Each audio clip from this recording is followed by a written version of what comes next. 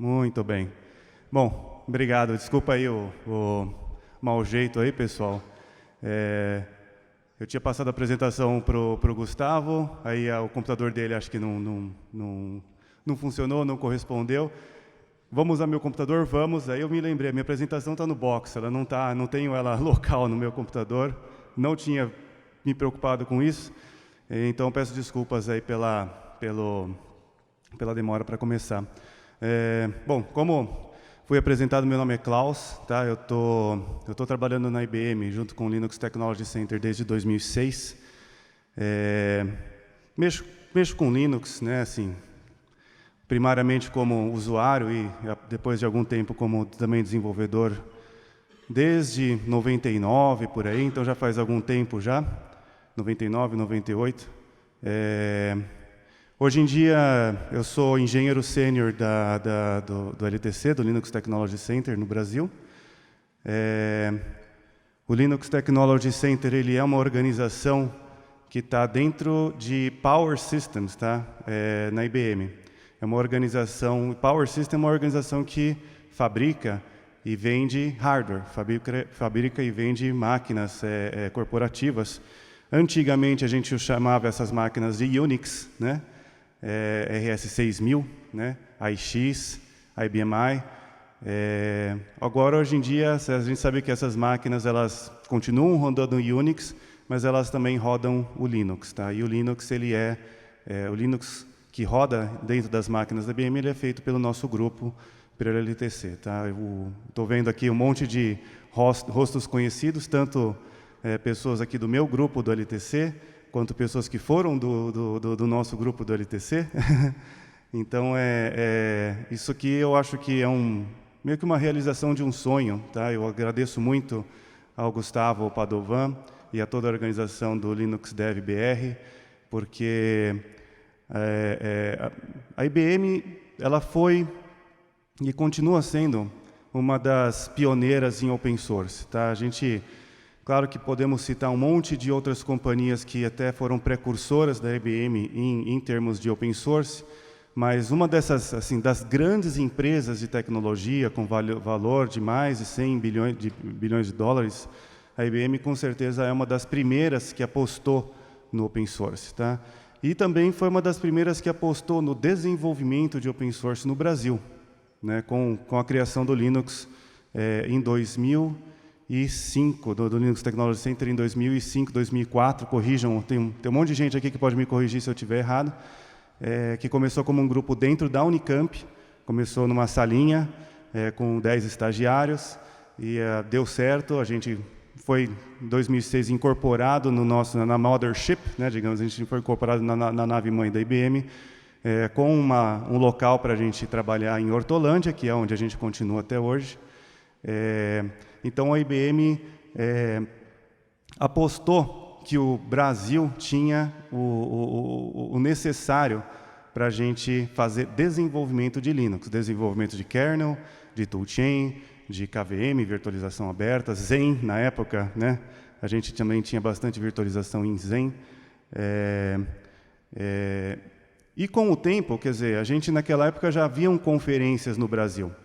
A gente até chegou a participar de Linux Conf, Linux World, eu acho que teve, FISLI várias vezes, Latinoware, mas eu acho que faltava uma conferência de desenvolvedores do Linux, né? Quer dizer, as conferências que a gente citou sempre tinham muitos desenvolvedores, mas eram conferências mais voltadas para usuários, admins, entusiastas. Essa conferência eu acho que é uma realização de um sonho, agradeço novamente ao Gustavo e à organização que viabilizaram isso, que realmente capitaliza em cima dos desenvolvedores, que é a que a gente está olhando aqui para todo mundo aqui, o pessoal que trabalha upstream, o pessoal que trabalha downstream, né, nas distribuições, no empacotamento, o pessoal que realmente é mais do que o usuário, do que o admin, né, é o pessoal que é responsável pelo desenvolvimento do Linux, do open source em geral, tá? Enfim, continuando aqui, a gente então faz parte da organização de hardware, dentro de IBM Systems, que é a nossa organização geral, a gente também tem um grupo que faz o mainframe, o S390, a gente tem o grupo que faz o storage, nós somos o grupo que faz o power, a máquina power, né? E a gente trabalha com nossos parceiros comunitários, quer dizer, os produtos que a gente tem, muitos deles são viabilizados através dos parceiros, quer dizer, o SUSE Linux Enterprise Server, o Red Hat Enterprise Linux, o Ubuntu, né, e muitos outros projetos através da Linux Foundation também. Tá? O que eu queria falar hoje é, então, como o valor percebido pelo mercado o valor percebido pelo mercado de TI em cima de open source foi mudando ao longo dos anos, tá? Os valores originais de software livre continuam os mesmos. Eu acho que foi até uma visão visionária. Uma visão visionária é uma boa, né? Mas enfim, foi algo visionário que o Stallman e outros parceiros da época criaram quando eles fizeram a Free Software Foundation, e até hoje os valores continuam os mesmos, mas o valor percebido pelo mercado é algo que você pode perceber que houve transformação, né? Lá na década de 60, todo software ele era naturalmente open source, talvez não no sentido free as freedom, né? Mas talvez mais no sentido free as beer, mas ele até pelas suas origens acadêmicas, todo o software começou como open source, ele era distribuído junto com a máquina, né? Conforme a gente foi progredindo na década de 70 e 80, algumas, digamos assim, alguns fatos foram se estabelecendo, quer dizer, ali o reconhecimento de software como sendo um trabalho de arte, né, um trabalho artístico, digamos assim, né?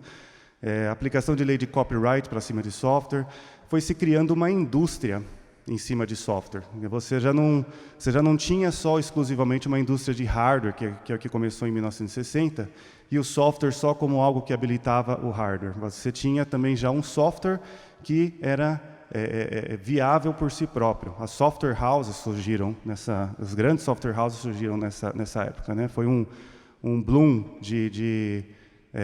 da indústria de software em si.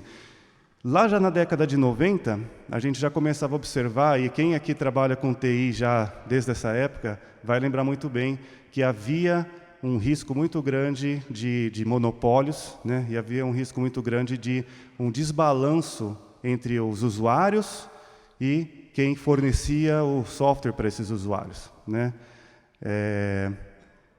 Em 1983, o Richard Stallman, já vendo o que estava acontecendo, ele fundou a GNU Project, né? Logo depois, em 85, a Free Software Foundation, já antecipando, como eu disse, esses valores originais de liberdade para uso do software, né?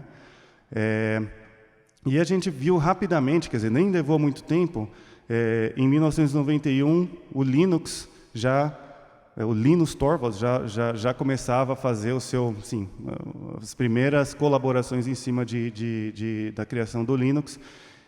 Muito pouco tempo depois, a Debian e a Red Hat eram criadas, incorporadas, né?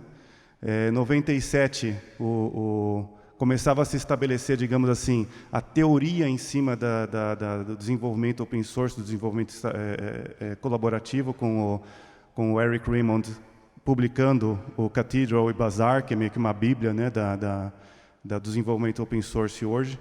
E em 1999, o que aconteceu? A bolha .com explodiu, digamos assim. Foi o ano em que havia muita expectativa de valor agregado em cima de internet. Essas expectativas, em parte, foram realizadas, né? E daí houve uma explosão dessa bolha .com, né? Aí o que a gente consegue ver é que em 2001 a IBM já estava investindo o seu primeiro bilhão, de outros que viriam depois, em open source, em Linux mais especificamente. Então a gente consegue ver que foram somente 10 anos entre o Linux como um projeto muito inicial, muito, digamos assim, uma coisa robista, né? E daí virar um negócio de $1 bilhão 10 anos depois, um negócio que a IBM já investia $1 bilhão. E a Red Hat já estava muito bem estabelecida nessa época também, já fazendo negócios, né? Em 2002, a SUSE e a Red Hat já lançavam seus primeiros produtos Enterprise, quer dizer, os produtos que eram aptos a lidar com missões críticas. E em 2003 a Novell entra no jogo, quer dizer, já outra grande empresa de tecnologia com grande valor de mercado seguiu a IBM, apostou no Linux.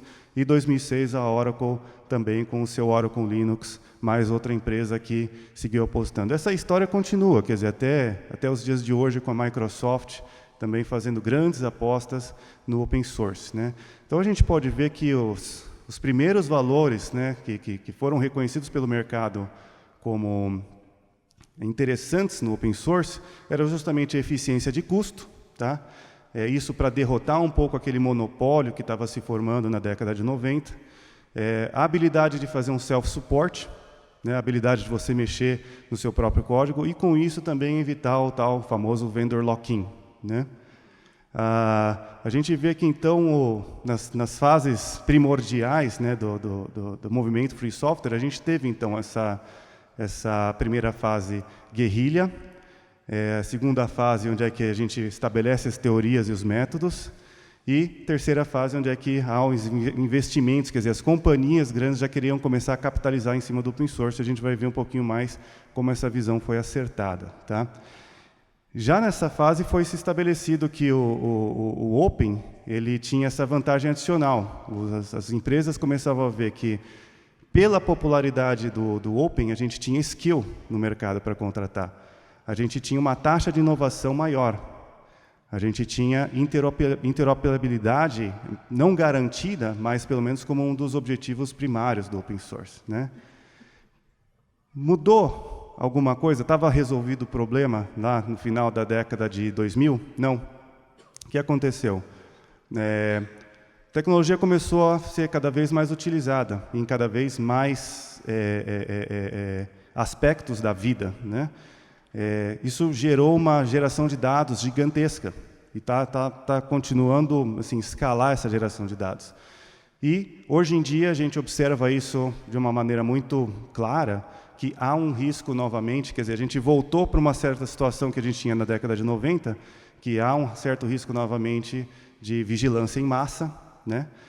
E de um uso injusto, às vezes até, de tecnologias como AI, né, cognitive, que, quando estão fechadas e não disponíveis para inspeção, torna a coisa talvez mais propensa a ser utilizada de forma injusta, tá?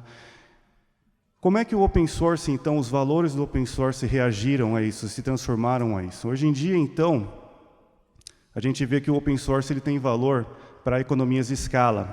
Quer dizer, quando você precisa fazer o deployment de centenas, ou talvez até milhares de máquinas, ou de softwares, ou de instâncias que estão rodando algum software, o open source hoje em dia é quase que a única alternativa para você fazer isso consistentemente com economia de escala, né?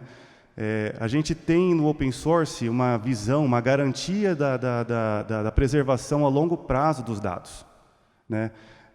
A gente tem um investimento na plataforma que é a longo prazo também, que é garantido.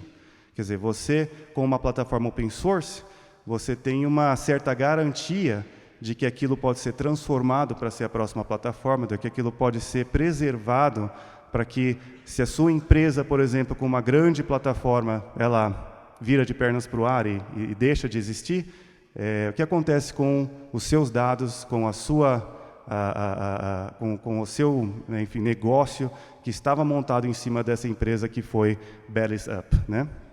E uma coisa que eu acho que é das mais importantes, tá? Privacidade estratégica.